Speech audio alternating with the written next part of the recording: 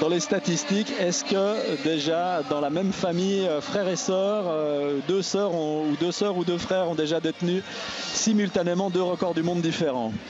C'est possible. Ouais, à une autre époque. Et du coup, un programme un petit peu perturbé là, parce qu'on est en train de s'attarder sur ce podium incroyable du 1500 mètres avec ce record du monde. Et en même temps, il y a la présentation du 100 mètres. On ne sait plus où donner de la tête, Pascal. Ouais, c'est incroyable. C'est une soirée Ouf. Incroyable qu'on est en train de vivre. On va s'en rappeler longtemps de ce 17 juillet.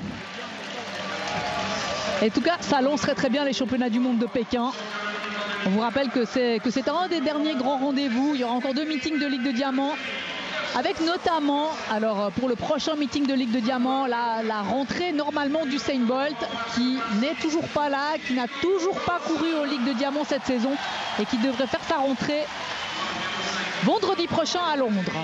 On laisse toujours ça au conditionnel, mais ça ne nous empêche pas de vivre une très très grande course ce soir avec des Américains qui ont couru le relais tout à l'heure en avant-programme, avec notamment Tyson Gay, avec notamment Justin Gatlin. Et puis on découvre, on en a souvent parlé, le jeune Trayvon Bromell. Directement avec le maillot des États-Unis, lui. Voilà, il traîne ce soir son maillot. Oh, il n'en a peut-être pas d'autres pour courir au niveau international, parce que lui, il court encore au niveau college également. Alors Gatlin au couloir 3, Gay au 5, et entre les deux, Jimmy Vico. Ouais, ça ne sera pas Emmanuel Biron qui va réussir le meilleur chrono français de la soirée, normalement pas. Ça devrait être pour Jimmy Vico, qui, je vous le rappelle, à Paris a égalé le record d'Europe et a pulvérisé le record de France. Gatlin, l'invincible, va-t-il continuer sur sa lancée? Ça peut être son 26e succès ce soir. Justin Gatlin, il ne court que pour ça, pour battre tout le monde. Il aimerait être un monstre, a-t-il avoué. C'est ce qu'il a envie d'être. Oh, c'est ce qu'il est déjà, hein, quasiment, parce que... C'est ce qu'il est déjà, c'est vrai. Ce qu'il réussit depuis 2 ans, c'est monstrueux. Hein. Après 4 ans de suspension, si vous n'étiez pas encore au courant. Mais lui, il est déjà passé à autre chose maintenant. Et attention, on pourrait aller extrêmement vite. Les chronos là... Le chrono est chaud, très très chaud ici ce soir au Louis II, et un faux départ. Ouais, il y a trop de bruit dans le stade, c'est clair. Là, le public est bouillant après ce record du monde. Ah bah, que voulez-vous? On ne peut pas lui demander de se calmer. Hein, d'ailleurs, tout le monde s'est élevé pour ce 100 mètres. Tout le monde était quasiment debout dans toutes les tribunes. Ouais, c'est Bromell qui lui a cru que... Je pense que non, il n'y aura pas de faux départ, parce que c'est... On a senti là que... j'ai vu un carton rouge sortir de la poche de... Si c'est ça, c'est Bromell, c'est lui. Alors ça, c'est étonnant, parce qu'il y avait du bruit dans le stade. Ouais. Bon, alors... Erreur de jeunesse. Moi, j'ai l'impression que... On a eu plus de mansuétude tout à l'heure. Regardez Tyson Gay, là, il ne comprend pas ce qui se passe.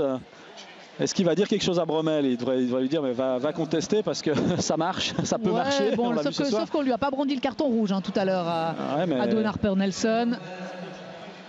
C'est vraiment dommage. Moi, je me réjouissais de voir courir Trayvon Bromell. Ouais, ça c'est dommage, parce que c'est la première fois qu'on avait l'occasion de voir ce garçon.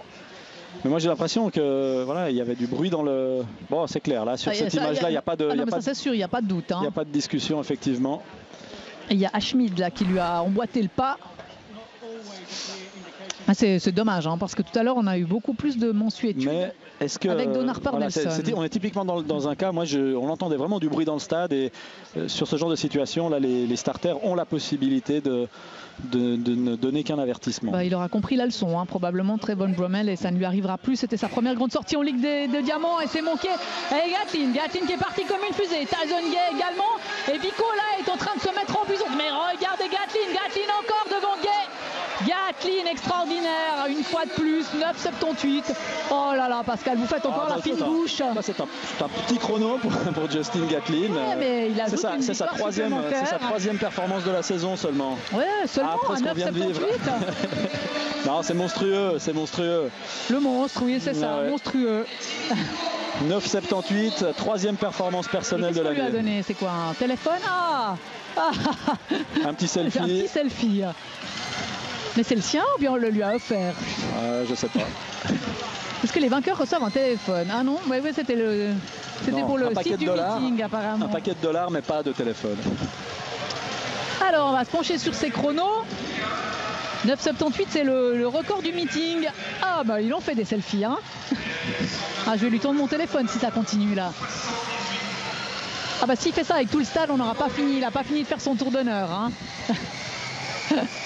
Bah, c'est plutôt sympa. Là il est en train de se refaire une belle image et Jimmy Vico qui termine, alors il n'est pas descendu en dessous des 10 mais il est troisième derrière les deux Américains.